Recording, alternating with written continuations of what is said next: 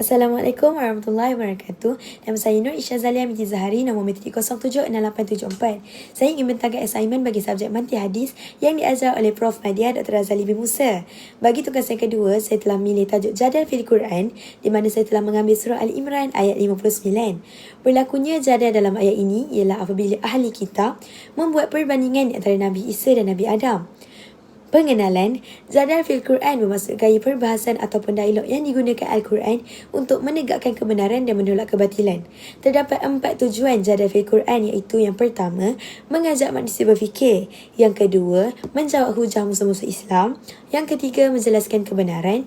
Dan yang keempat, melatih manusia menggunakan akal secara kritis. Dalil contoh diambil dari firman Allah dalam surah Al-Imran ayat 59. Bismillahirrahmanirrahim.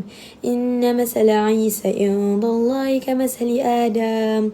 Khalaqahu min turabin summa qala lahu kun fayakun. Maksudnya, sesungguhnya perbandingan kejadian Nabi Isa di sisi Allah adalah sama seperti kejadian Nabi Adam.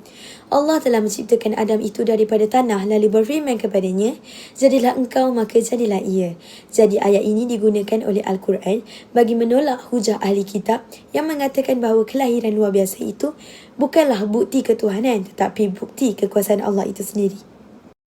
Terdapat 5 proses jadal fil Quran bagi ayat ini. Proses yang pertama, menjelaskan isu yang dibangkitkan di mana sebagai ahli kitab berhujah bahawa Nabi Isa itu memiliki kedudukan ketuhanan kerana baginda lahir tanpa bapa. Proses yang kedua ialah Al-Quran menjawab dengan dalil yang lebih kuat. Allah menjelaskan bahawa jika kelahiran tanpa bapa itu dijadikan alasan untuk mengangkat seseorang, maka Nabi Adam adalah lebih utama kerana baginda dicipta tanpa ibu dan bapa. Proses ketiga ialah menggunakan perbandingan yang logik, di mana membuat perbandingan di antara Isa yang dilahirkan tanpa bapa dan juga Adam yang dilahirkan tanpa ibu serta bapa. Maka, keduanya adalah makhluk yang Allah cipta mengikut kehendaknya. Dan proses yang keempat ialah menunjukkan hakikat yang sebenar dengan menjelaskan bahawa kejadian luar biasa itu bukanlah bukti ketuhanan tetapi bukti kuasa Allah yang menciptakan makhluk dengan cara yang berbeza-beza.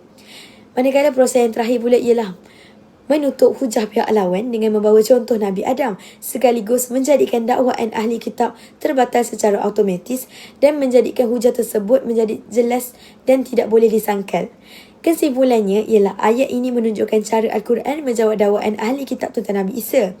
Al-Quran menjelaskan bahawa penciptaan Nabi Isa tanpa bapa bukanlah sesuatu yang pelik kerana Nabi Adam itu sendiri diciptakan tanpa ibu dan bapa.